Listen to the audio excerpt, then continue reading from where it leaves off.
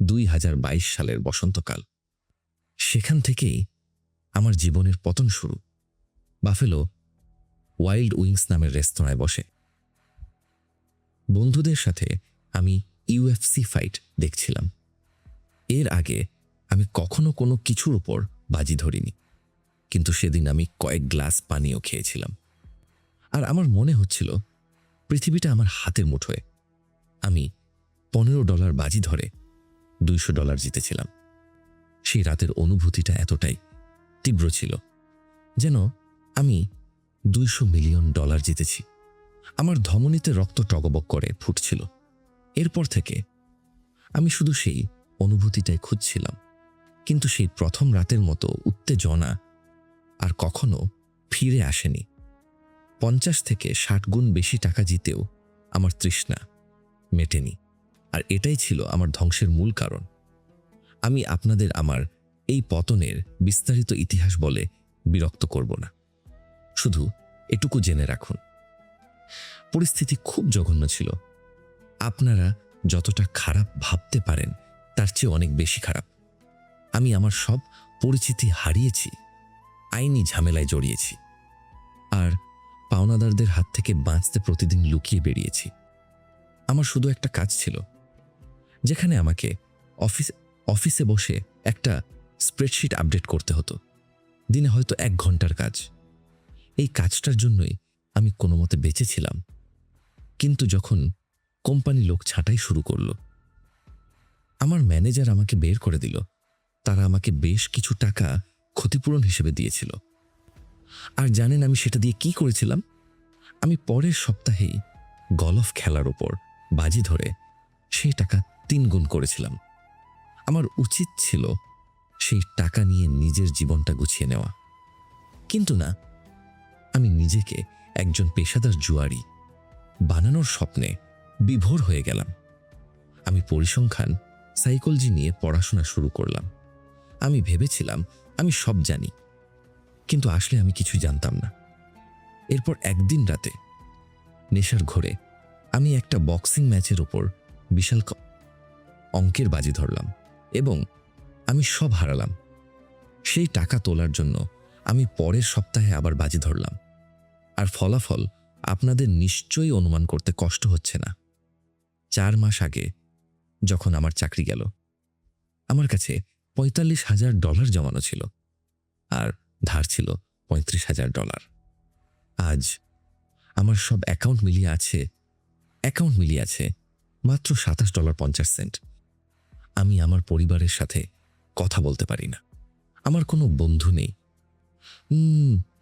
প্রতিদিন আমার অ্যাপার্টমেন্টের বাইরে কিছু লোক এসে দাঁড়ায়, যাদের চেহারা দেখলেই বোঝা যায় তারা মানুষের হাড় ভাঙতে ভালোবাসে।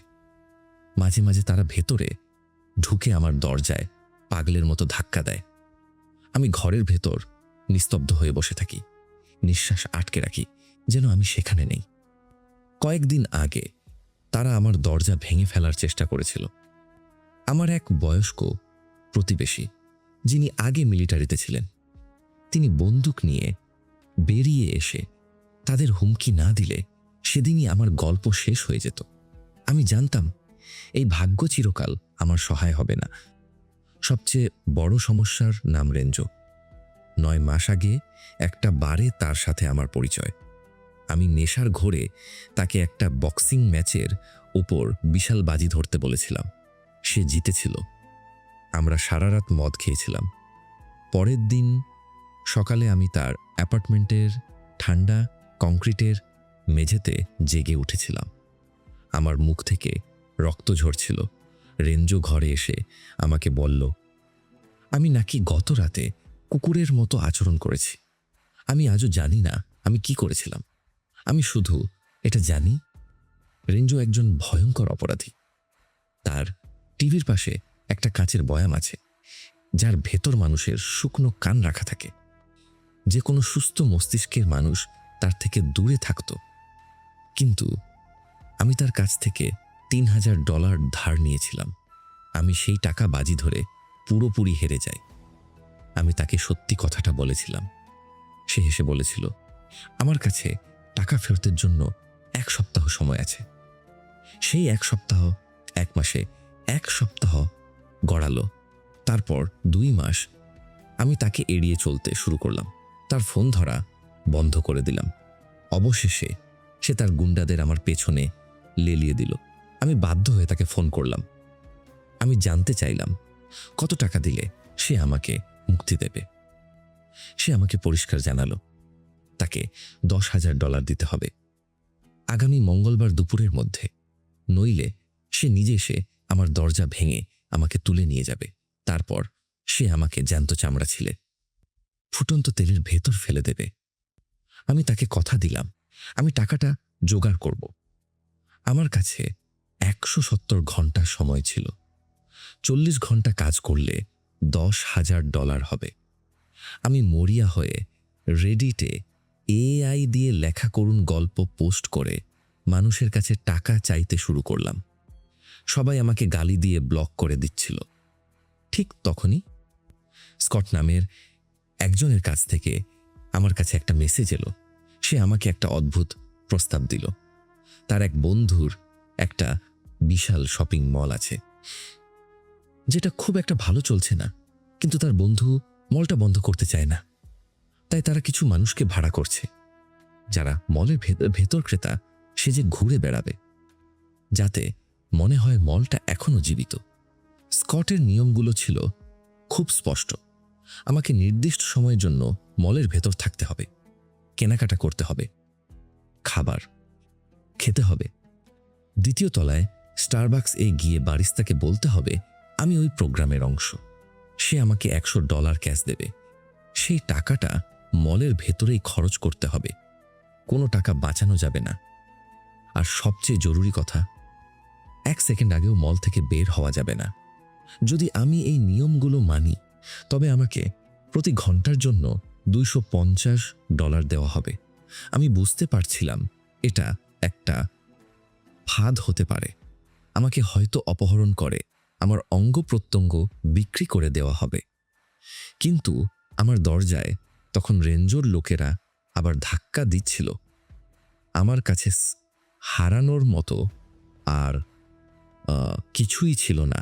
আমি স্কটের সাথে দরদাম করে পারিশ্রমিক $265 থিতু করলাম। সে আমাকে 35 ঘন্টার কাজের গ্যারান্টি দিল। সে আমার কাছে কোনো আইডি চাইল না, কোনো ঠিকানাও চাইল না। শুধু একটা ঠিকানা পাঠিয়ে বলল, আগামীকাল দুপুর 2টো থেকে রাত 9টা পর্যন্ত আমাকে সেখানে থাকতে হবে। আমি সারা রাত ঘুমাতে পারিনি। আমার হৃৎপিণ্ড বুকের খাঁচায় হাতুড়ির মতো বাড়ি দিচ্ছিল। আমি আমার গাড়ির ট্যাঙ্কে শেষ সম্বল দিয়ে গ্যাস ভরলাম। জায়গাটা শহর থেকে 25 মিনিটের রাস্তা। চারপাশে কোনো জনবস্তি নেই। একপাশে ধূসর ইন্ডাস্ট্রিয়াল এলাকা, অন্য পাশে ঘন জঙ্গল। আমি যখন পার্কিং লটে পৌঁছালাম, দেখলাম বিশাল পার্কিং লটের 1/5 গাড়িতে ভর্তি, কিন্তু বাইরে একটাও মানুষ নেই। জায়গাটা একদম মৃত। আমি আমার গাড়ির ভেতর বসে ভদকা আর রেড বুল মিশিয়ে খাচ্ছিলাম। আমার হাত কাঁপছিল। ঠিক দুপুর 2টো বাজার মুহূর্তে আমি মলের বিশাল কাঁচের দরজা ঠেলে ভেতরে ঢুকলাম। ভেতরের বাতাসটা খুব ঠান্ডা আর ভারী। পুরনো কার্পেট আর রাসায়নিক ফিনাইলের একটা উৎকট গন্ধ আমার নাকে ধাক্কা দিল। মলটার ভেতর মানুষের আনাগোনা আছে। H&M, ফুটলকার, সেফোরা, সব দোকান খোলা। কিন্তু এখানকার মানুষগুলো খুব অদ্ভুত। কেউ কারো দিকে তাকাচ্ছে না। সবাই যেন একটা নির্দিষ্ট ছকে রোবটের মতো হাঁটছে। আমি স্কটের কথা মতো 2য় তলায় স্টারবাকস খুঁজতে শুরু করলাম। অনেকগুলো বন্ধ দোকানের পর একদম শেষ মাথায় অন্ধকার একটা কোণায় আমি সেটা খুঁজে পেলাম। আমি ভেতরে ঢুকলাম। একটা লোক টেবিলের সামনে বসে তার অর্ধেক খাওয়া স্যান্ডউইচের দিকে একদৃষ্টে তাকিয়ে আছে। তার চোখের পলক পড়ছে না। আমি কাউন্টারের দিকে এগিয়ে গেলাম। বারিস্তা মেয়েটার ছোট সোনালি চুল। আমি তার দিকে তাকিয়ে ছোট সোনালি চুল। আমি তার দিকে তাকিয়ে একটু হাসার চেষ্টা করলাম, কিন্তু মেয়েটা আমার দিকে এমনভাবে তাকালো যেন আমি এইমাত্র তার সামনে কারো গলা কেটে ফেলেছি। তার চোখে এক ভয়ঙ্কর শীতল ঘৃণা। আমার গলার ভেতরটা শুকিয়ে গেল। আমি ঢোক গিলে বললাম, আমি এই প্রোগ্রামের অংশ। মেয়েটা গভীর একটা দীর্ঘশ্বাস ফেলল। তারপর বিরক্তি নিয়ে চোখ উল্টে আমাকে বলল, তোমাকে আগে কিছু কিনতে হবে, ওরা তোমাকে সেটা বলেনি? আমি মাথা নেড়ে না বললাম। সে আমার দিকে ঝুঁকে এসে ফিস ফিস করে বলল, তোমাকে কিছু অর্ডার করতে হবে এবং আমাকে ক্যাশ টাকা দিতে হবে। তারপর আমি তোমাকে বাকি টাকা ফেরত দেব। বুঝতে পেরেছ? আমি ঘোরের মধ্যে পকেট থেকে একটা $1 নোট বের করে তাকে দিলাম। সে ছো মেরে টাকাটা আমার হাত থেকে নিয়ে নিল। তারপর সে ক্যাশ বাস্ক খুলে 10টা চকচকে $10 নোট আমার হাতে ধরিয়ে দিল। আমি ঘুরে চলে আসতে নিলেই সে আমাকে ডাকল। সে আমার কফি বানাচ্ছিল। আমি লক্ষ্য করলাম তার হাঁটার ভঙ্গি স্বাভাবিক নয়। সে খুব বাজেভাবে খুঁড়িয়ে হাঁটছিল, যেন তার একটা পায়ের হাড় ভাঙা। কফিটা হাতে নেওয়ার সময় তার হাতের বরফের মতো ঠান্ডা স্পর্শ আমার গায়ে কাঁটা দিয়ে উঠল। আমি কফিতে চুমুক দিলাম। জঘন্য, পোড়া স্বাদ। আমি সেটা ডাস্টবিনে ফেলে দিয়ে চিলিজ বারের দিকে এগোলাম। আমি একটা মার্গারিটা আর একটা বাডুইজার অর্ডার করলাম। বারটেন্ডারের 2 হাতে ট্যাটু করা। সে আমার দিকে এমনভাবে তাকালো যেন আমি তাকে গালি দিয়েছি। সে খুব অবহেলা করে গ্লাসে মদ ঢেলে আমার সামনে রাখল, কিন্তু বিয়ারটা দিল না। আমি প্রতিবাদ করলাম না। বারে অনেক মানুষ বসে আছে, কিন্তু কোনো শব্দ নেই। আমি খুব দ্রুত আমার পানীয় শেষ করলাম। আমি আবার বারটেন্ডারকে ডাকলাম। এবার সে আমাকে পুরোপুরি উপেক্ষা করল। আমার মেজাজ খারাপ হয়ে গেল। আমি চিৎকার করে বললাম, আপনাদের সমস্যা কি? আমাকে একটা পানীয় দেওয়া যায় না? বারটেন্ডার আমার দিকে ঘুরে দাঁড়ালো। তার গলার স্বর ছিল বরফের মতো ঠান্ডা। সে বলল, আজ মঙ্গলবার বিকেল 5টা। ভেবে দেখো, মঙ্গলবার বিকেল 5টায় একটা চিলিজ বারে এত ভিড় হতে পারে না। যদি আমরা এটা বিক্রি না করি তবে কেউ টাকা পাবে না। তাই তোমার ঘ্যানঘ্যান বন্ধ করো, আর যখন জায়গাটা খালি হবে তখন আসো। আমি স্তব্ধ হয়ে গেলাম। বারের অন্য সবাই একযোগে আমার দিকে ঘুরল। তাদের সবার চোখে সেই একই শূন্য মৃতদৃষ্টি। আমি সেখান থেকে প্রায় দৌড়ে বেরিয়ে এলাম। আমি একটা গ্লিচ করা মুভি থিয়েটারে ঢুকলাম। সেখানে একজন লোক ঘুমাচ্ছিল। আমি $10 দিয়ে একটা টিকিট কিনে অ্যাভাটার মুভি দেখতে বসলাম। পুরো অন্ধকার হলে শুধু একজন দর্শক বসে আছে, যে মুভি শেষ হওয়ার পরও এক চুল নড়ল না। আমি বাথরুমের ভেতর ঢুকলাম। চোখে মুখে ঠান্ডা জল দিলাম। আমার বুকটা ধরফর করছিল। আমি যখন মুখ মুছছিলাম তখন দেখলাম আমার ঠিক পেছনের স্টলটা দরজা অর্ধেক খোলা। আমি আয়নার ভেতর দিয়ে নিচের দিকে তাকালাম। সেখানে একজোড়া নোংরা সাদা স্নিকার্স জুতো পরা পা দাঁড়িয়ে আছে। পা দুটো একদম স্থির, কোনো নড়াচড়া নেই। আমার মনে হলো আমার নিঃশ্বাস বন্ধ হয়ে আসছে। আমি বাথরুম থেকে বেরিয়ে এলাম। আমার মনে হচ্ছিল এই নিস্তব্ধতা চিরকাল থাকবে। আমার একটা প্যানিক অ্যাটাক শুরু হলো। বুকের ভেতর তীব্র ব্যথা। আমি বাস্কিন রবিন্স থেকে একটা মিল্কশেক কিনে একটা বেঞ্চে বসে পড়লাম। রাত 9টা বাজতে আর মাত্র কয়েক মিনিট বাকি। আমি শুধু এখান থেকে বের হতে চাই। আমি আর এক মুহূর্ত এখানে থাকব না। ঠিক তখনই আমার চোখের কোণায় একটা নড়াচড়া ধরা পড়ল। একটা অল্প বয়স্ক ছেলে আমার দিকে এগিয়ে এলো। সে একদম স্বাভাবিক দেখতে, কলেজের ছাত্রদের মতো। সে এসে ঠিক আমার পাশের সিটটায় বসল। সে আমার দিকে তাকিয়ে হাসল। তারপর সে আমাকে বলল, তোমার দিন কেমন কাটল? মিল্কশেকটা কি ভালো? আমি তাকে এড়িয়ে যাওয়ার চেষ্টা করলাম, কিন্তু সে কথা চালিয়ে গেল। আমি বোকার মতো তাকে আমার ঋণের কথা, রেঞ্জোর কথা সব বলে দিলাম। আমার কথা শেষ হতেই আমি ধীরে ধীরে আমার দৃষ্টি নিচে নামালাম। আমার চোখ আটকে গেল তার পায়ের জুতোর দিকে। একজোড়া নোংরা পুরনো সাদা স্নিকার্স, ঠিক সেই জুতো জোড়া যা আমি বাথরুমের ওই অন্ধকার স্টলের ভেতর দেখেছিলাম। আমি মাথা তুলে ছেলেটার দিকে তাকালাম। সে আমাকে দেখল। তার মুখের হাসিটা এবার বদলে গেল। তার ঠোঁট দুটো অস্বাভাবিকভাবে, মানুষের পক্ষে যতটা সম্ভব তার চেয়েও অনেক বেশি চওড়া হয়ে 2 কানের কাছে পৌঁছে গেল। তার দাঁতগুলো মানুষের মতো নয়। সে আমার কানের কাছে মুখ এনে একদম নিস্তব্ধ গলায় ফিসফিস করে বলল, তুমি তো এখানে কেনাকাটা করতে আসোনি, তাহলে তুমি এখানে কেন এসেছো? ছেলেটার অস্বাভাবিক চওড়া হাসি আর সেই বীভৎস দাঁতগুলো দেখে আমার শিরদাঁড়া বেয়ে বরফের স্রোত নেমে গেল। আমি বুঝতে পারছিলাম না এটা কি কোনো বিভ্রম, নাকি আমার চোখের সামনে সত্যি সত্যি একটা দানব বসে আছে। আমার মস্তিষ্কের অ্যালার্ম বেলগুলো পাগলের মতো বাজতে শুরু করল। স্কটের সেই ইমেইলের সতর্কবার্তাটা আমার কানের ভেতর প্রতিধ্বনিত হতে লাগলো। যদি কেউ তোমার সাথে কথা বলতে আসে, তাকে বলবে তুমি কেনাকাটা করতে এসেছো। কোনো অবস্থাতেই ঘাবড়ে যাবে না। আমি নিজেকে শান্ত রাখার একটা আপ্রাণ চেষ্টা করলাম। আমার গলা শুকিয়ে কাঠ হয়ে গিয়েছিল, তবুও আমি ঢোক গিলে বললাম, আমি শুধু শপিং করতে এসেছি, আর কিছু না। ছেলেটা, যার নাম ড্যানিয়েল বলে সে দাবি করেছিল, তার সেই অদ্ভুত হাসিটা ধরে রেখেই আমার দিকে আরো একটু ঝুঁকে এলো। তার চোখ দুটোতে কোনো পলক পড়ছিল না। শপিং? সে এমন একটা সুরে বলল যেন শব্দটা সে এই প্রথম শুনল। কিন্তু তোমার হাতে তো কোনো শপিং ব্যাগ নেই, তুমি কি কিনলে এতক্ষণ? আমার হৃৎপিণ্ডটা গলার কাছে লাফাচ্ছিল। আমি দ্রুত চারপাশ স্ক্যান করলাম।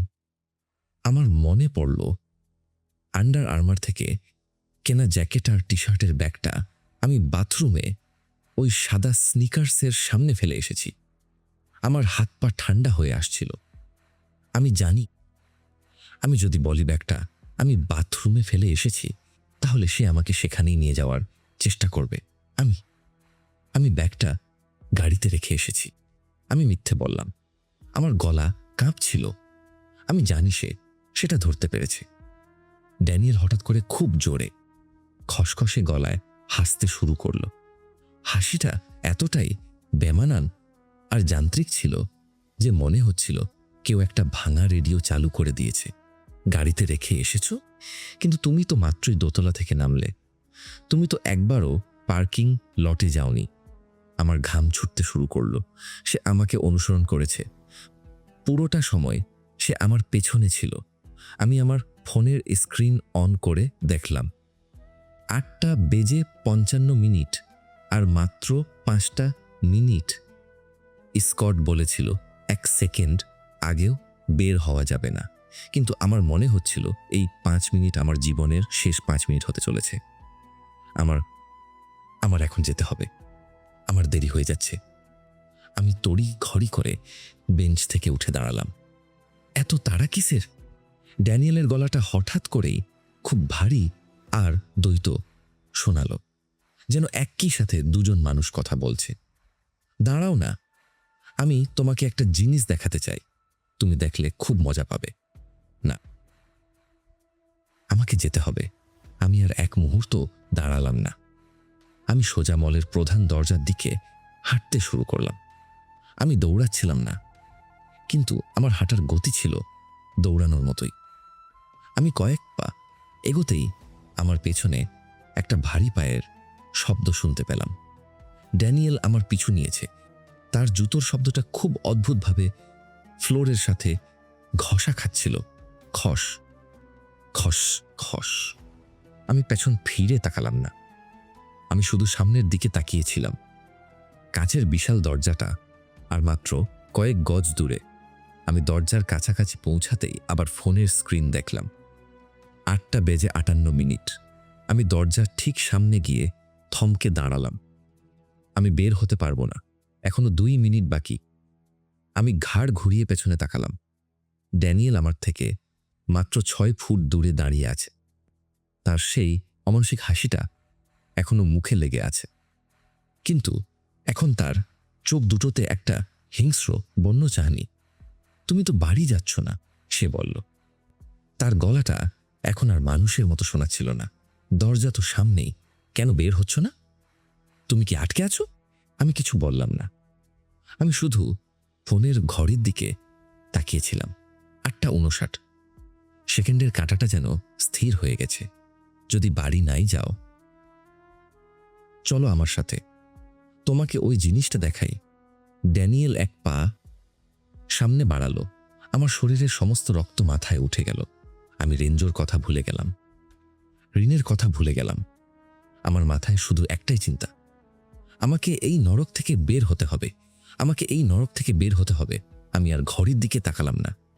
9টা বাজতে আর হয়তো কয়েক সেকেন্ড বাকি, বা হয়তো বেজে গেছে। আমি কাঁচের দরজার হাতল ধরে সজোরে ধাক্কা দিলাম। দরজাটা খোলার সাথে সাথেই আমি বাইরে লাফ দিলাম। কিন্তু আমি বেশি দূর যেতে পারলাম না। আমার শার্টের কলারটা পেছন থেকে কেউ একজন বজ্র মুষ্টিতে চেপে ধরল।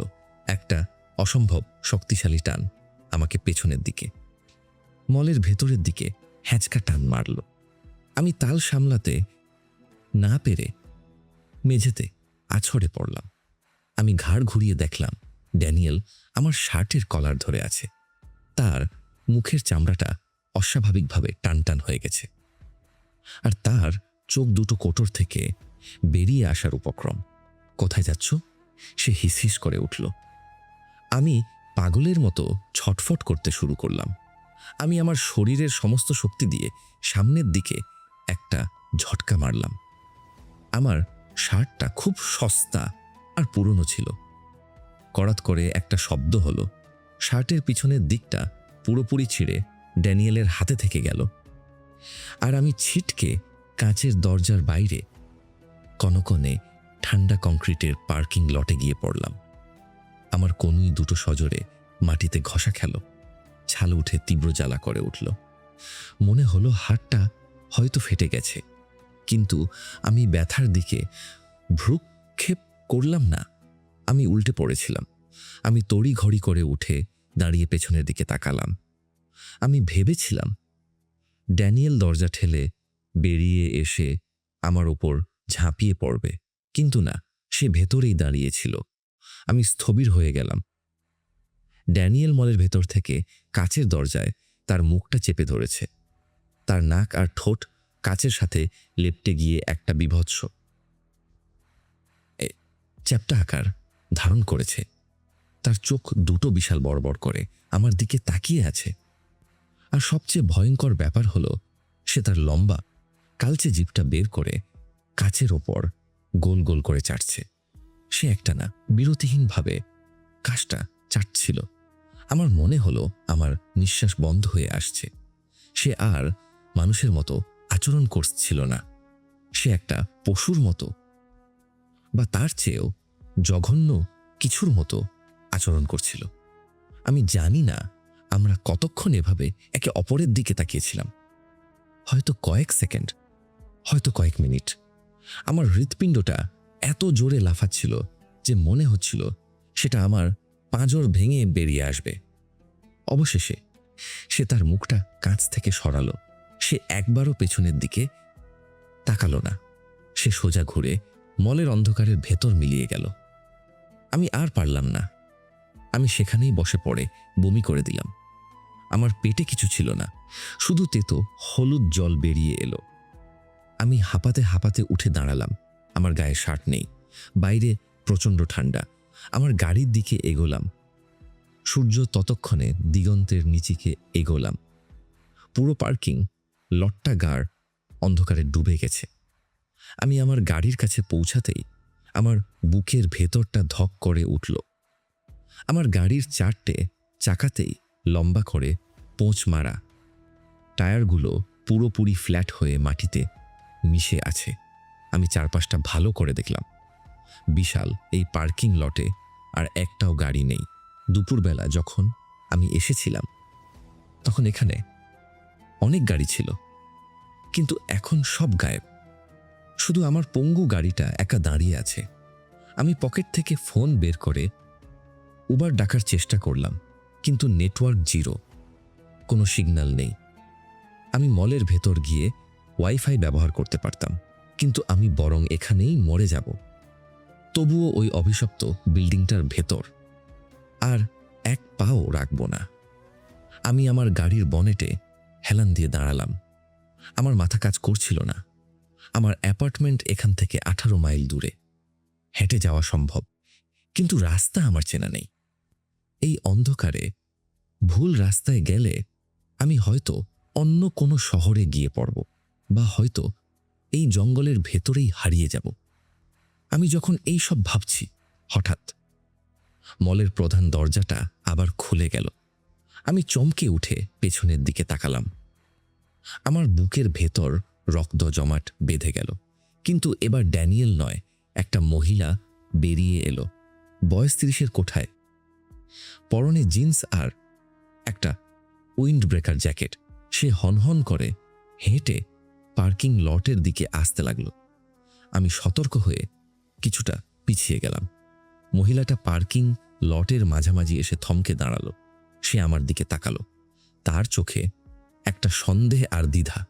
সে এদিক ওদিক তাকালো, তারপর একটু ইতস্তত করে আমাকে উদ্দেশ্য করে চিৎকার করে বলল, তোমার কি লিফট লাগবে? আমার মনে হলো আমি যেন মরুভূমিতে জল পেয়েছি।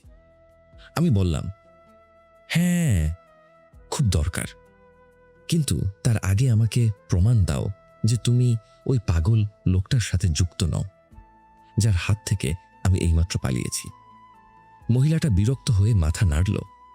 আমি কারো সাথে নেই, আর আমি তোমাকে প্রমাণ দেওয়ার জন্য এখানে বসে থাকবো না। আমার খুব তাড়া আছে। যদি আসতে চাও তো তাড়াতাড়ি সিদ্ধান্ত নাও। আমি শীতে কাঁপছিলাম। মহিলাটা একবারও আমাকে জিজ্ঞাসা করল না যে আমার গায়ে শার্ট নেই কেন, বা আমার এই অবস্থা কেন। আমি তাকে জিজ্ঞাসা করলাম, তোমার গাড়ি কোথায়? আমাকে অনুসরণ করো, সে বলল। সে তার জ্যাকেটের ভেতর হাত ঢুকিয়ে একটা গ্লক পিস্তল বের করে আমাকে দেখালো। আমি জানি তুমি কোনো বিপদের কারণ নও, কিন্তু যদি কোনো চালাকি করার চেষ্টা করো, আমি গুলি করতে দুবার ভাবব না। আমি দ্রুত মাথা নেড়ে বললাম, আমি কোনো চালাকি করব না, আমি শুধু বাড়ি ফিরতে চাই।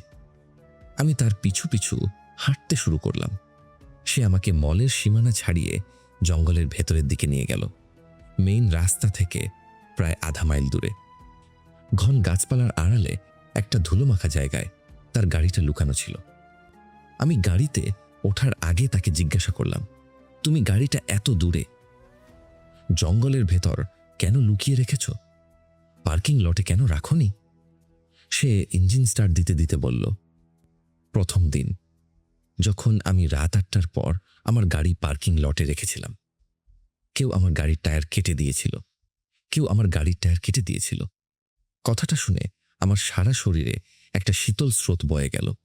আমি গাড়ির সিটে হেলান দিয়ে বসলাম। তুমি কতদিন ধরে এই মলে কাজ করছো? আমি জিজ্ঞাসা করলাম। সে গাড়ি স্টিয়ারিংটা শক্ত করে চেপে ধরল। আমি এই ব্যাপারে কথা বলতে চাই না। আমি চাই পুরো রাস্তাটা আমরা চুপচাপ থাকি। আমি আর কোনো কথা বললাম না। পুরোটা রাস্তা আমরা নিস্তব্ধতায় পার করলাম। শহরের কাছাকাছি এসে সে আমাকে একটা ট্রেন স্টেশনের সামনে নামিয়ে দিল। আমার কাছে টিকিট কাটার কোনো ক্যাশ টাকা ছিল না, কিন্তু আমার অ্যাপার্টমেন্ট এখান থেকে মাত্র 10 মিনিটের হাঁটা পথ। আমি গাড়ি থেকে নামার আগে তাকে ধন্যবাদ জানালাম। তারপর জিজ্ঞাসা করলাম, তোমার নামটা কি জানা যেতে পারে? সে শুধু মাথা নেড়ে বলল, নাম জেনে কোনো লাভ নেই। তারপর সে গাড়ি ঘুরিয়ে অন্ধকারের ভেতর মিলিয়ে গেল। আমি যখন আমার অ্যাপার্টমেন্টে পৌঁছালাম, আমার পুরো শরীর ব্যথায় টনটন করছিল। আমি ফ্রিজ খুলে ভদকার বোতলটা বের করে শেষ তলানিটুকু গিলে নিলাম। তারপর সোফায় আছড়ে পড়লাম। পরের দিন সকালে ঘুম ভাঙার পর আমার সারা শরীর ম্যাজ ম্যাজ করছিল। আমি ফোনটা হাতে নিলাম। স্ক্রিনে একটা নোটিফিকেশন জ্বলজ্বল করছে। আমার ব্যাংক অ্যাকাউন্ট থেকে আমাকে $3000 ট্রান্সফার করা হয়েছে। আমি হতবাক হয়ে বসে রইলাম। আমার 35 ঘন্টার চুক্তিতে এত টাকা পাওয়ার কথা ছিল না। আমি দ্রুত ইমেইল খুললাম। স্কটের কাছ থেকে একটা মেইল এসেছে। হেই ম্যান, শুনলাম তোমার প্রথম দিনটা একটু খারাপ কেটেছে, তাই আমি কথা দেওয়া টাকার চেয়ে একটু বেশি পাঠিয়েছি। তোমার আজকের সময় একই, দুপুর 2টো থেকে রাত 2টা। আর শোনো, আমি যা বলেছিলাম সেটা মনে রেখো। তুমি ওখানে একজন ক্রেতা, তাই ক্রেতার মতোই আচরণ করবে। আমি ঘড়ির দিকে তাকালাম। সকাল 10:30 বাজে। আমি সোফায় শুয়ে ক্ল্যামাটো জুস খাচ্ছিলাম। আমার পুরো শরীর অবশ হয়ে আসছিল। আমি $3000 দিয়ে কতদূর পালাতে পারবো সেটা হিসাব করার চেষ্টা করলাম, কিন্তু আমি জানি রেঞ্জোর হাত থেকে বাঁচার জন্য এটা যথেষ্ট নয়। বাকি $7000 জোগাড় করার কোনো উপায় আমার নেই। আমি জানি আমাকে ওই অভিশপ্ত মলে ফিরে যেতে হবে, কিন্তু আমি জানি না আজ আমার জন্য সেখানে কি অপেক্ষা করছে। ওই নিস্তব্ধতা, ওই মৃত মানুষগুলো, আর ড্যানিয়েলের সেই অমানুষিক হাসিটা আমার চোখের সামনে ভাসছিল। ঠিক দুপুর 1:30টায় আমি আবার আমার অ্যাপার্টমেন্ট থেকে বের হলাম। আমি একটা উবার ডেকেছিলাম, কারণ আমার গাড়িটা এখনো ওই জঙ্গলের ধারের পার্কিং লটে পড়ে আছে। উবারে বসে আমি জানালার বাইরে তাকিয়েছিলাম। আকাশটা মেঘলা, একটা গুমোট আবহাওয়া। আমি শুধু একটা কথাই ভাবছিলাম, আজ যদি আমাকে কেউ কথা বলতে আসে আমি কি করব? উবারটা যখন আমাকে মলের সামনে নামিয়ে দিল, তখন দুপুর 2টো বাজতে মাত্র 2 মিনিট বাকি। আমি দীর্ঘশ্বাস ফেলে মলের বিশাল কাঁচের দরজার দিকে এগোলাম। আজ পার্কিং লটটা গতকালের চেয়েও বেশি ফাঁকা লাগছে। আমি দরজার হাতল ধরতেই ভেতরে একটা অদ্ভুত পরিবর্তন লক্ষ্য করলাম। গতকালের মতো আজ ভেতরে কোনো নিস্তব্ধতা নেই, বরং ভেতর থেকে একটা মৃদু গুঞ্জন ভেসে আসছে। মনে হচ্ছে অনেক মানুষ একসাথে ফিসফিস করে কথা বলছে। আমি দরজা ঠেলে ভেতরে ঢুকলাম ঠিক দুপুর 2টো। আমি ভেতরে পা রাখতেই সেই ফিসফিস শব্দটা হঠাৎ করে থেমে গেল। মলের ভেতরের বাতাসটা আজ আরো বেশি ঠান্ডা। আমি আমার চারপাশে তাকালাম। গতকাল যারা এখানে ক্রেতা সেজে ঘুরছিল, আজ তাদের কাউকে আমি দেখতে পেলাম না। পুরো মলের নিচতলাটা সম্পূর্ণ ফাঁকা, কিন্তু দোতলার রেলিংয়ের কাছে সারিবদ্ধভাবে কিছু মানুষ দাঁড়িয়ে আছে। তারা সবাই নিচের দিকে ঠিক আমার দিকে তাকিয়ে আছে। তাদের কারো মুখেই কোনো অভিব্যক্তি নেই। আমি ঢোক গিললাম। আমাকে স্কটেজ কথা মতো দোতলায় স্টারবাকস যেতে হবে। আমি ধীরে ধীরে এসকেলেটরের দিকে পা বাড়ালাম। এসকেলেটরটা কাজ করছিল না। আমাকে সিঁড়ি ভেঙে উপরে উঠতে হবে। আমি একটা সিঁড়ি ভাঙছি, আর আমার মনে হচ্ছে ওই মানুষগুলোর দৃষ্টি আমার গায়ের ভেতর বিঁধে যাচ্ছে। আমি দোতলায় পৌঁছাতেই তারা সবাই একসাথে, ঠিক একই ভঙ্গিতে তাদের মুখটা আমার দিক থেকে ঘুরিয়ে নিল। তারপর তারা সবাই আবার মলের ভেতরের দিকে হাঁটতে শুরু করলো। তাদের হাঁটার ভঙ্গিটা খুব যান্ত্রিক, যেন কেউ তাদের রিমোট কন্ট্রোল দিয়ে চালাচ্ছে। আমি স্টারবাকস এর দিকে এগোতে শুরু করলাম। গতকালের সেই বন্ধ দোকানগুলোর সামনে দিয়ে হাঁটার সময় আমার মনে হলো আজ দোকানগুলোর ভেতর থেকে কেউ আমাকে দেখছে। অন্ধকার কাচের ওপার থেকে অসংখ্য চোখ আমার দিকে তাকিয়ে আছে। আমি স্টারবাকসের সামনে এসে থমকে দাঁড়ালাম। ভেতরে গতকালের সেই বারিস্তা মেয়েটা নেই, তার বদলে সেখানে অন্য একজন দাঁড়িয়ে আছে। আমি দরজার কাছে গেলাম। কাউন্টারের পেছনে যে দাঁড়িয়ে আছে তাকে দেখে আমার শিরদাঁড়া দিয়ে একটা তীব্র আতঙ্কের স্রোত নেমে গেল। সেখানে দাঁড়িয়ে আছে ড্যানিয়েল। তার গায়ে স্টারবাকসের সবুজ অ্যাপ্রন। সে আমার দিকে তাকিয়ে সেই একই রকম চওড়া অমানুষিক হাসিটা দিল। তারপর সে খুব নিচু খসখসে গলায় বলল, আসো, ভেতরে আসো। আজ তুমি কি অর্ডার করবে? ড্যানিয়েলের সেই চওড়া অমানুষিক হাসিটা দেখে আমার বুকের ভেতরটা যেন এক টুকরো বরফে পরিণত হলো। আমার মস্তিষ্ক কয়েক সেকেন্ডের জন্য সম্পূর্ণ অচল হয়ে গেল। আমার চোখের সামনে গতকাল রাতের সেই বীভৎস দৃশ্যটা ভেসে উঠল, যখন সে মলের কাছে দরজায় তার বিকৃত মুখটা চেপে ধরে তার লম্বা কালচে জিভ দিয়ে কাঁচটা চাটছিল। আর আজ সে এখানে স্টারবাক্সের সবুজ অ্যাপ্রন পরে আমার সামনে দাঁড়িয়ে আছে, যেন গতকাল রাতে কিছুই হয়নি, যেন সে সত্যি একজন সাধারণ কফি শপের কর্মচারী। আমার পা দুটো মেঝের সাথে পেরেক দিয়ে আটকে আছে বলে মনে হলো। আমি পেছন ফিরে দৌড়ে পালাতে চাইছিলাম, কিন্তু স্কটের সেই ইমেইলের কথাগুলো আমার মাথার ভেতর বিপদের সাইরেনের মতো বাজতে শুরু করল। তুমি একজন ক্রেতা, যদি অদ্ভুত কিছু দেখো সেটাকে পুরোপুরি উপেক্ষা করো, কোনো অবস্থাতেই ঘাবড়ে যাবে না। আমি বুঝতে পারছিলাম আমি যদি এখন দৌড় দিই তাহলে আমি ওদের নিয়ম ভাঙব, আর এই মলের নিয়ম ভাঙার পরিণতি কি হতে পারে সেটা আমি কল্পনাও করতে চাই না। আমি আমার কাঁপতে থাকা হাত দুটো পকেটের ভেতর ঢুকিয়ে নিলাম। আমি একটা গভীর নিঃশ্বাস নিয়ে নিজেকে শান্ত করার আপ্রাণ চেষ্টা করলাম। আমাকে অভিনয় করতে হবে, আমার জীবনের সবচেয়ে নিখুঁত অভিনয়। আমি ধীর পায়ে কাউন্টারের দিকে এগিয়ে গেলাম। ড্যানিয়েলের চোখের পলক পড়ছে না, তার দৃষ্টি আমার মুখের ওপর স্থির হয়ে আছে। তার হাসির তীব্রতা একটুও কমেনি। আমি একটা ব্ল্যাক কফি নেব, আমি বললাম। আমার গলার স্বর এতটাই দুর্বল আর ভাঙা শোনাচ্ছিল যে আমার নিজেরই অচেনা লাগলো। ড্যানিয়েল তার মাথাটা একদিকে একটু কাত করল, তার ঘাড় থেকে একটা কট করে হাড় ভাঙার মতো শব্দ হলো। অবশ্যই স্যার, সে ফিস ফিস করে বলল। তার গলাটা গতকালের মতো স্বাভাবিক নয়, মনে হলো তার গলার ভেতর দিয়ে কেউ স্যান্ডপেপার ঘষছে। আমি পকেট থেকে একটা $1 নোট বের করে তার দিকে বাড়িয়ে দিলাম। ড্যানিয়েল হাত বাড়িয়ে নোটটা নিল। তার আঙুলগুলো যখন আমার হাত স্পর্শ করল, আমার মনে হলো আমি কোনো মৃত মানুষের চামড়া ছুঁয়েছি। তার হাতটা শুধু বরফের মতো ঠান্ডাই নয়, বরং একটু ভেজা আর আঠালো ছিল। আমি শিউরে উঠে আমার হাতটা দ্রুত টেনে নিলাম।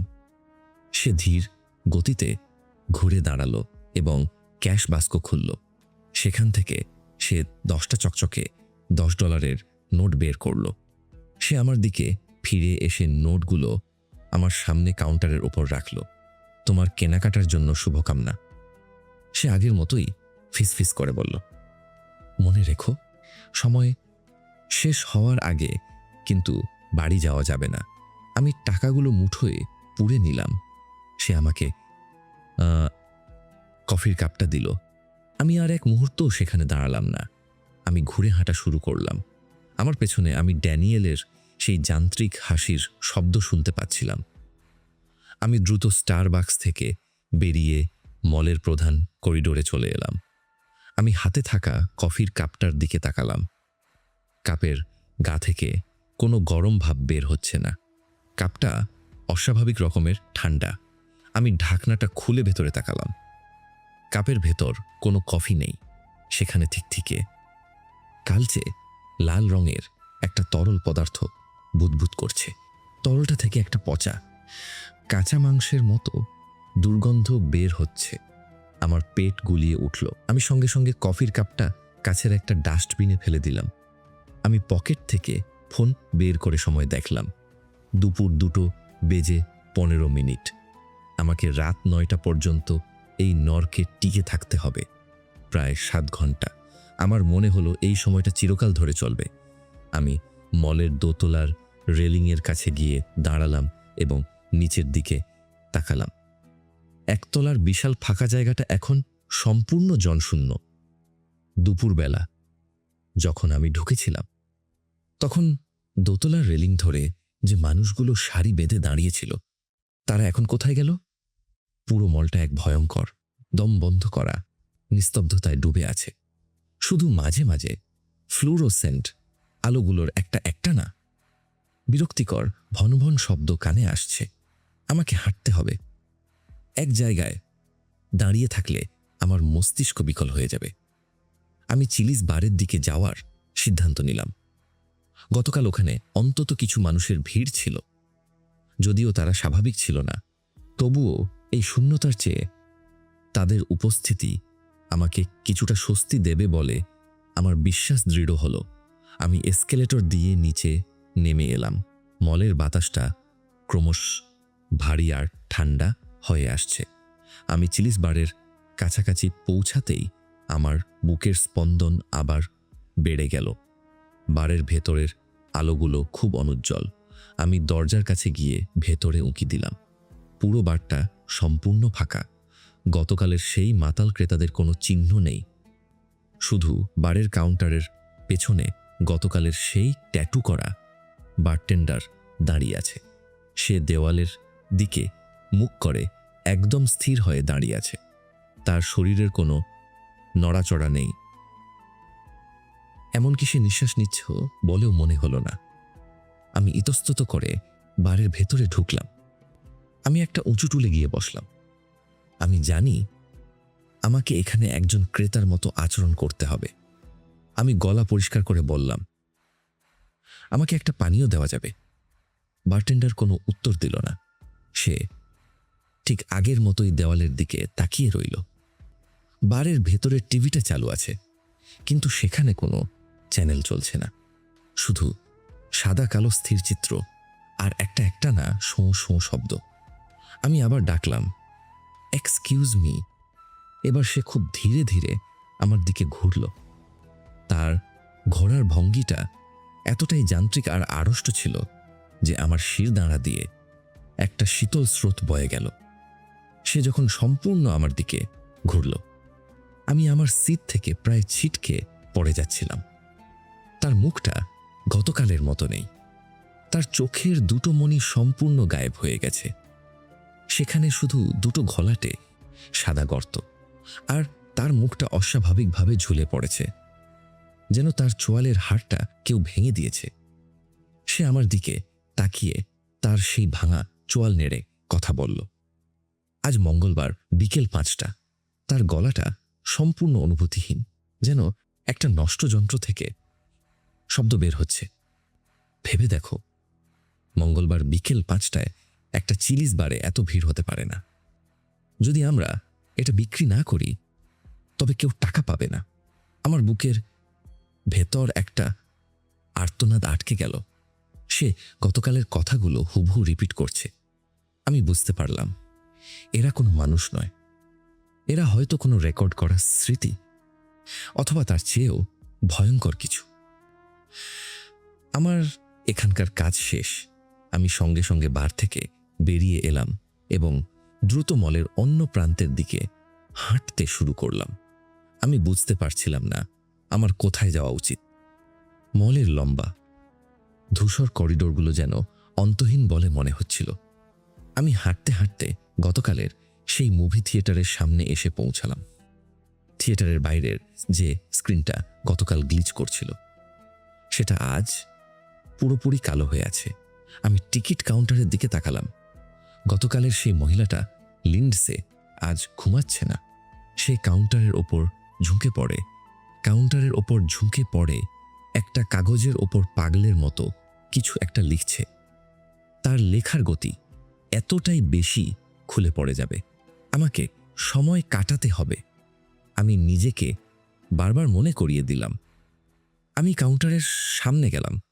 আমি পকেট থেকে স্কটের দেওয়া একটা $10 নোট বের করে কাউন্টারের ওপর রাখলাম। লিন্ড সে লেখা থামালো। সে খুব ধীরে ধীরে তার মাথাটা তুলল। তার চুলগুলো উস্কো খুস্কো, আর তার চোখের নিচে কালশিটে দাগ। তার চোখে একটা তীব্র বন্য আতঙ্ক। সে $10 নোটটার দিকে একবার তাকালো, কিন্তু সেটা তুলল না। এর বদলে সে যে কাগজটায় এতক্ষণ ধরে লিখছিল, সেটা কাঁচের ফোকর দিয়ে আমার দিকে বাড়িয়ে দিল। আমি দ্বিধা নিয়ে কাগজটা হাতে নিলাম। পুরো কাগজটা জুড়ে শুধু একটা লাইনই বারবার লেখা আছে, গাঢ় লাল কালিতে। তারা জানে তুমি কেন এসেছো। তারা জানে তুমি কেন এসেছো। তারা জানে তুমি কেন এসেছো। আমার হাত থেকে কাগজটা খসে পড়ল। আমি পেছনের দিকে কয়েক পা পিছিয়ে গেলাম। লিন্ডসে আবার তার মাথাটা কাউন্টারের ওপর নামিয়ে নিল এবং একটা নতুন কাগজে পাগলের মতো লিখতে শুরু করল। আমি থিয়েটারের একটা হলের ভেতর ঢুকে পড়লাম। আমাকে একটা নিরাপদ জায়গা খুঁজতে হবে, যেখানে আমি অন্তত কয়েক ঘন্টা লুকিয়ে থাকতে পারব। হলের ভেতরটা ঘুটঘুটে অন্ধকার এবং বরফের মতো ঠান্ডা। বাতাসে পুরনো পপকর্ন আর একটা অদ্ভুত রাসায়নিক গন্ধ ভাসছে। আমি সাবধানে পা ফেলে একদম পেছনের সারির একটা সিটে গিয়ে বসলাম। আমার শরীর কাঁপছিল। আমি শুধু অপেক্ষা করতে চাইছিলাম কখন রাত 9টা বাজবে আর আমি এই অভিশপ্ত জায়গা থেকে পালাতে পারব। আমি চোখ বন্ধ করে লম্বা নিঃশ্বাস নেওয়ার চেষ্টা করলাম। আমি ভাবলাম, যদি আমি এখানে চুপচাপ বসে থাকি, কেউ আমাকে বিরক্ত করবে না। হঠাৎ হলের বিশাল স্ক্রিনটা একটা তীক্ষ্ণ শব্দের সাথে জ্বলে উঠল। আমি চমকে চোখ খুললাম। স্ক্রিনে কোনো মুভি চলছে না। সেখানে একটা সাদা কালো ভিডিও ফুটেজ দেখাচ্ছে। ফুটেজের কোনায় সময় আর তারিখ লেখা। আমি বুঝতে পারলাম এটা একটা সিসিটিভি ক্যামেরার লাইভ ফুটেজ। আর ক্যামেরাটা ঠিক এই থিয়েটার হলের ছাদের কোনো একটা কোনায় লাগানো আছে। আমি স্ক্রিনের দিকে তাকিয়ে দেখলাম পুরো হলটা ফাঁকা। শুধু একদম পেছনের সারিতে একটা ছোট বিন্দুর মতো আমি বসে আছি। আমি আমার হাতটা তুললাম। স্ক্রিনের ভেতরের আমিও হাত তুলল। এটা সত্যি লাইভ ফুটেজ। আমার বুকের ভেতর একটা অদ্ভুত অস্বস্তি শুরু হলো। আমি স্ক্রিনের দিকে এক দৃষ্টে তাকিয়ে রইলাম। হঠাৎ আমি একটা জিনিস লক্ষ্য করলাম, যা দেখে আমার ফুসফুসের সব বাতাস বেরিয়ে গেল। স্ক্রিনের ভেতর আমার ঠিক পেছনের সিটটায় কেউ একজন বসে আছে। আমি জমে গেলাম। আমি জানি আমার পেছনে কোনো সিট নেই। সব কথা বলেন ওনাকে। আমার পেছনে শুধু দেওয়াল থাকার কথা, কিন্তু স্ক্রিনে স্পষ্ট দেখা যাচ্ছে ঠিক আমার পেছনের অন্ধকারে একটা অস্পষ্ট কালচে অবয়ব বসে আছে। আমি ঘাড় ঘুরিয়ে পেছনে তাকাতে পারছিলাম না। আমার শরীর যেন প্যারালাইজড হয়ে গেছে।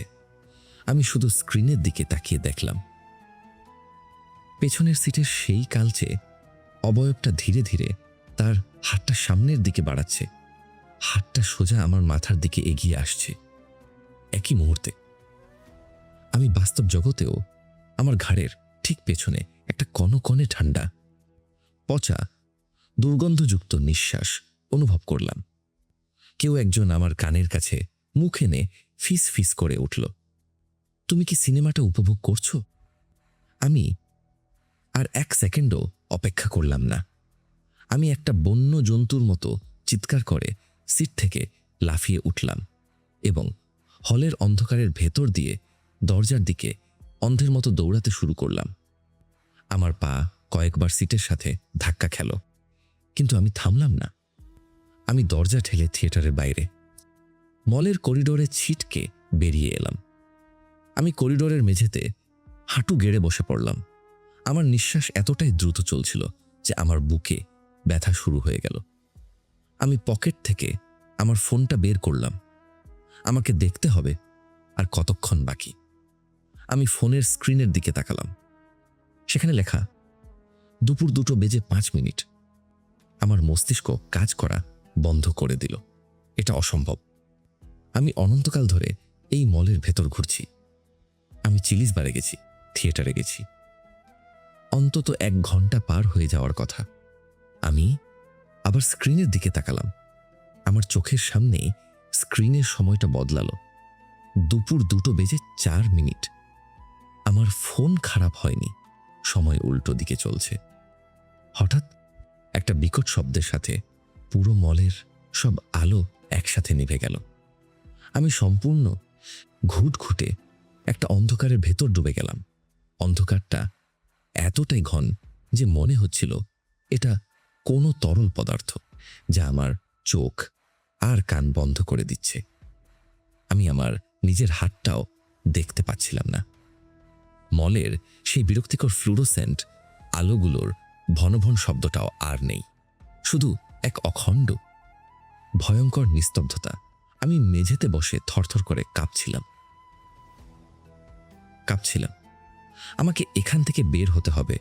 আমি ফোনের ফ্ল্যাশ লাইটটা জ্বালাতে গেলাম, কিন্তু স্ক্রিনটা একটা লাল রঙের আভা দিয়ে চিরতরে নিভে গেল।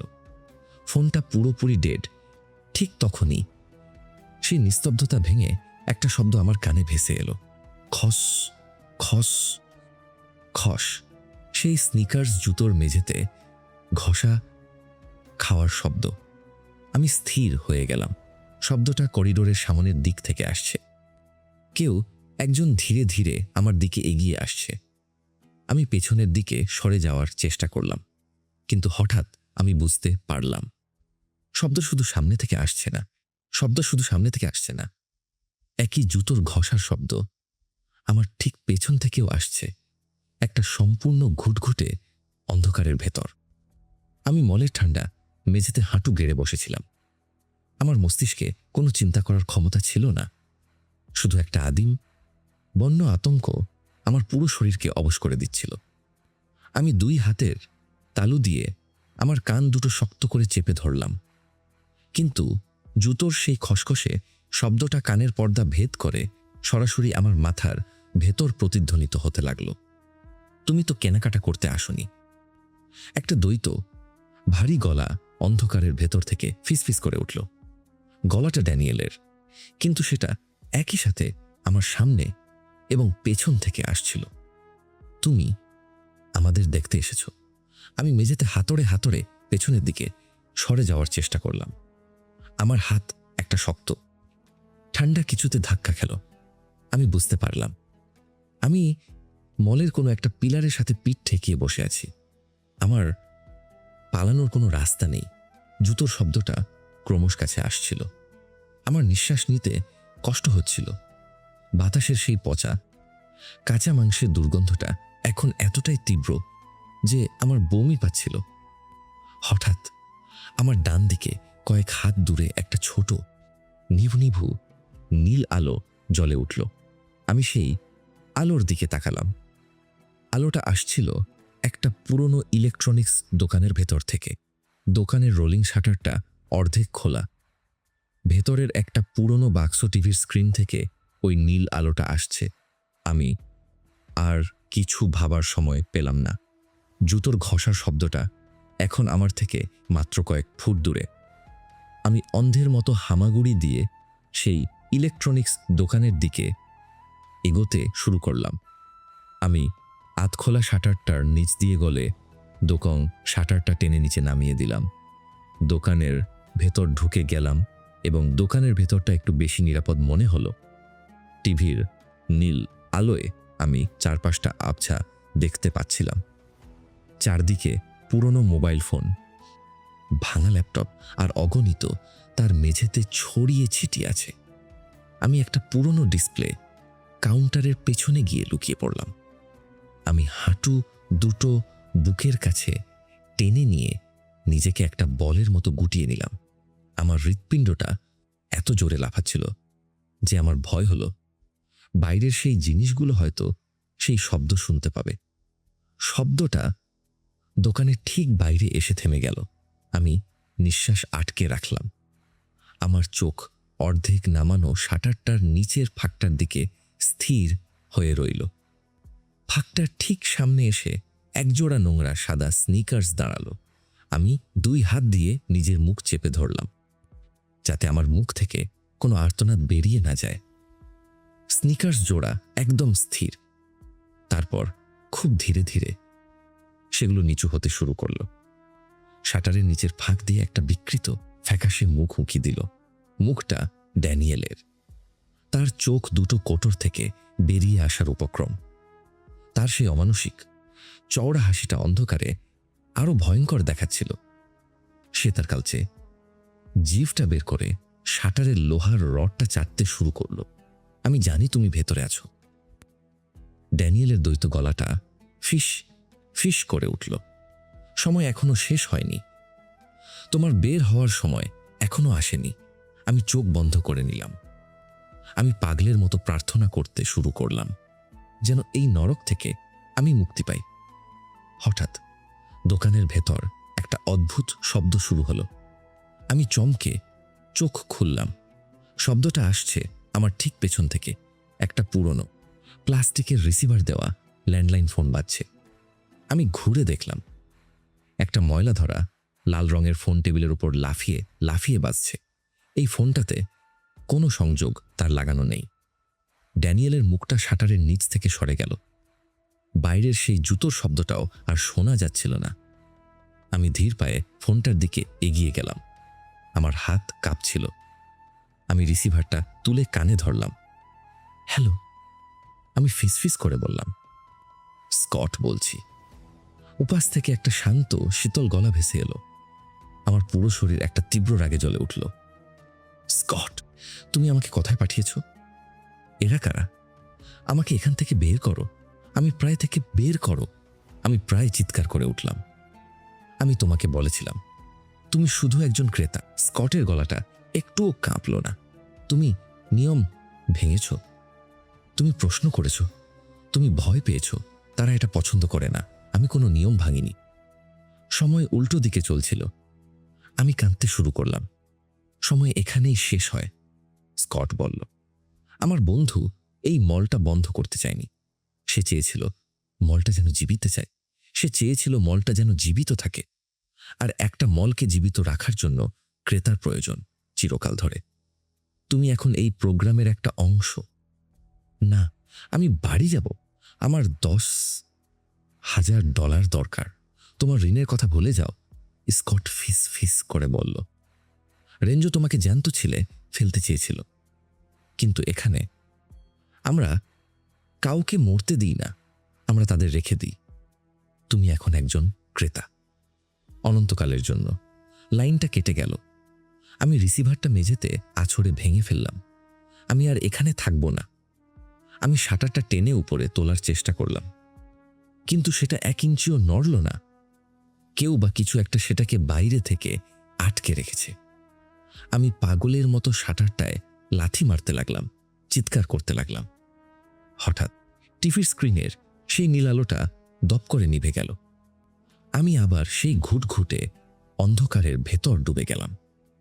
আমার চারপাশে আবার সেই নিস্তব্ধতা নেমে এলো, কিন্তু এবার সেই নিস্তব্ধতার ভেতর থেকে আমি শুনতে পেলাম আমার চারপাশের অন্ধকার থেকে অসংখ্য ফিসফিসে গলা একসাথে কথা বলে উঠল। তুমি কি সিনেমাটা উপভোগ করছো? আজ মঙ্গলবার বিকেল 5টা। আমি এই প্রোগ্রামের অংশ। তারা সবাই আমাকে ঘিরে দাঁড়িয়ে আছে। আমি তাদের উপস্থিতি অনুভব করতে পারছিলাম। তাদের ঠান্ডা 18 হাতগুলো অন্ধকারের ভেতর থেকে আমার দিকে এগিয়ে আসছিল। আমি আর দৌড়ানোর চেষ্টা করলাম না। আমি চোখ বন্ধ করে নিলাম। আমার নাম এখন আর আমার মনে নেই। আমি শুধু জানি আমি একজন ক্রেতা। আর এই নিস্তব্ধ শপিং মলে আমার কেনাকাটার সময় আর কখনোই শেষ হবে না। এটাই ছিল আজকের ঘটনা। ঘটনাটি রেডিট থেকে সংগ্রহ করা হয়েছে।